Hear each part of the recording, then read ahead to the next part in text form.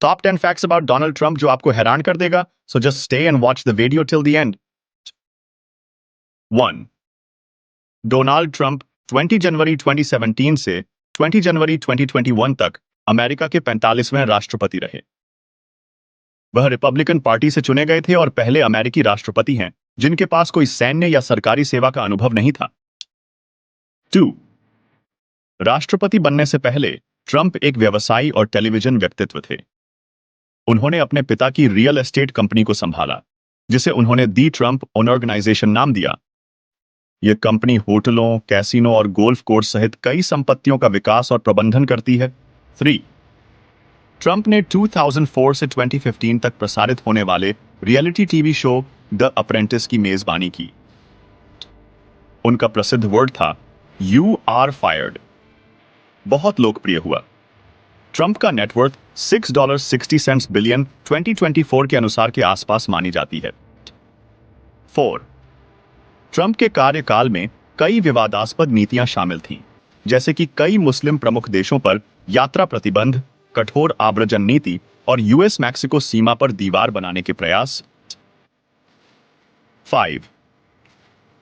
Trump एकमात्र अमेरिकी राष्ट्रपति हैं जिन्हें 2 बार महाभियोग लगाया गया।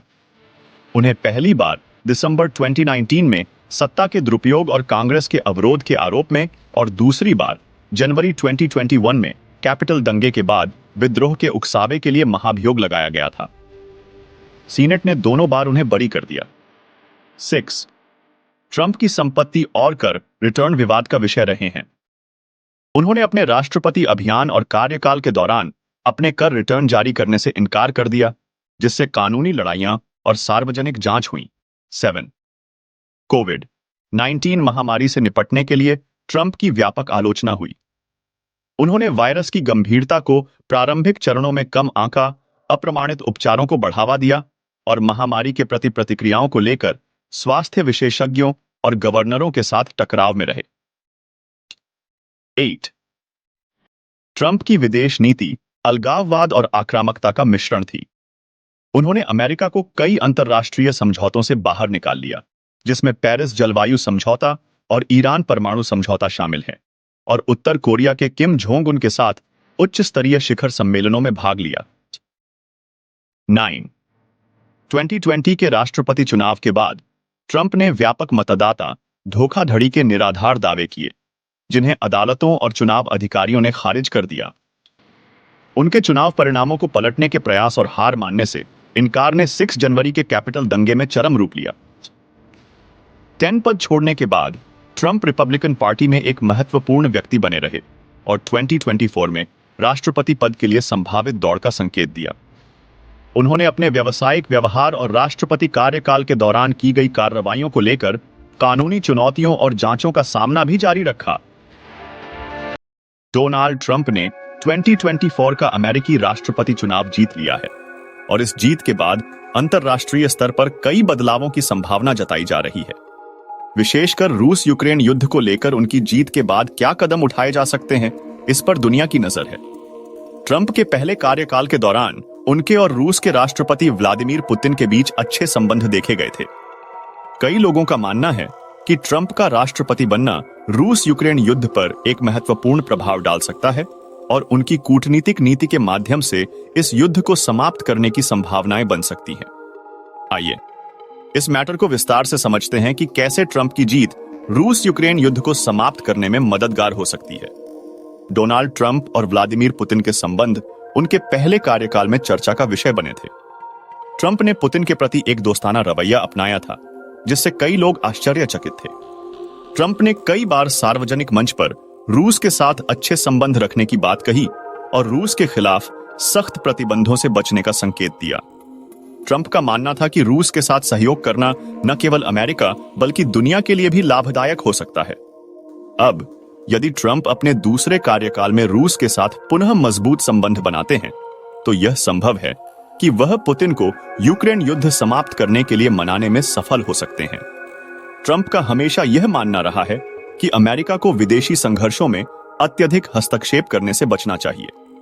उनका यह दृष्टिकोण उन्हें मुख्यधारा की अमेरिकी राजनीति से अलग करता है, जो अक्सर इंटरनेशनल डिस्प्यूट्स में एक्टिव भूमिका निभाती रही है। अपने पिछले कार्यकाल में भी ट्रंप ने अफगानिस्तान से अमेरिकी सैनिकों की वापसी पर जोर दिया और विभिन्न संघर्षों में अमेरिका की इन्वॉल्वमेंट को सीमित किया। अमेरिका पर इस युद्ध के कारण बड़ा आर्थिक दबाव पड़ा है। यूक्रेन की सहायता में अमेरिका ने कई अरब डॉलर खर्च किए हैं, जिसमें सैन्य सहायता, हथियार और अन्य वित्तीय सहयोग शामिल है। ट्रंप का मानना है कि अमेरिका को अपने आर्थिक हितों को ध्यान में रखते हुए इस प्रकार के विदेशी संघर्षों में अधिक खर्च करने से बचना चाहिए। ट्रंप इस संघर्ष को समाप्त कर अमेरिकी करदाताओं के पैसे को देश के आंतरिक विकास में लगाने का प्रयास कर सकते हैं। इसके साथ ही रूस यूक्रेन युद्ध समाप्त करने से इंटरनेशनल मार्केटप्लेस में स्थिरता आ सकती है और ऊर्जा की कीमतों में कमी आ सकती है, जो अमेरिका की अर्थव्यवस्था के लिए भी फायदेमंद हो सकता है। ट्रंप ने अपने पहले कार्यकाल में नाटो पर खर्च को लेकर सवाल उठाए थे। उन्होंने नाटो के सदस्य देशों से आग्रह किया था कि वे इस संगठन में अपने योगदान को बढ़ाएं। अगर ट्रंप अब दोबारा राष्ट्रपति बनते हैं तो संभावना है कि वे नाटो और यूरोपीय सहयोगियों के साथ रूस यूक्रेन मुद्दे पर एक नई नीति अपनाएंगे। वह यूरोपीय देशों को रूस के साथ बातचीत करने और युद्ध को समाप्त करने की दिशा में कदम उठाने के लिए प्रेरित कर सकते हैं। ट्रंप का मानना है कि यूरोप को अपनी सुरक्षा के लिए अधिक जिम्मेदारी उठानी चाहिए और अमेरिका को उनके मुद्दों में कम इंटरफेरेंस करना चाहिए। ट्रंप के दृष्टिकोण में यह भी हो सकता है कि वह रूस और यूक्रेन के बीच एक नई शांति योजना की शुरुआत करें। ट्रंप की कूटनीतिक शैली में पुतिन और यूक्रेनी नेतृत्व के बीच एक समझौता स्थापित करने का प्रयास शामिल हो सकता है। इस शांति योजना में यूक्रेन को अपनी संप्रभुता बनाए रखने के लिए कुछ विशेष अधिकार दिए जा सकते हैं, जबकि रूस को भी अपनी सुरक्षा चिंताओं को दूर करने के उपाय मिल सकते हैं। अगर ट्रंप इस दिशा में सफल होते हैं तो यह योजना यूरोप और अमेरिका के बीच संबंधों में भी सुधार ला सकती है। हालांकि यह भी महत्वपूर्ण है कि ट्रंप की इस नीति को अमेरिका में घरेलू स्तर पर कई चुनौतियों का सामना करना पड़ेगा। ट्रंप के रूस के प्रति मित्रवत रुख को लेकर कई अमेरिकियों और विशेषकर विपक्षी दलों में संशय हो सकता है। ऐसे में यदि ट्रंप रूस यूक्रेन युद्ध समाप्त करने के लिए कूटनीतिक कदम उठाते हैं तो उन्हें अमेरिका के भीतर से आलोचनाओं का सामना करना पड़ सकता है। ट्रंप की यह योजना तभी सफल हो सकती है जब उन्हें यूरोपीय संघ का समर्थन मिले।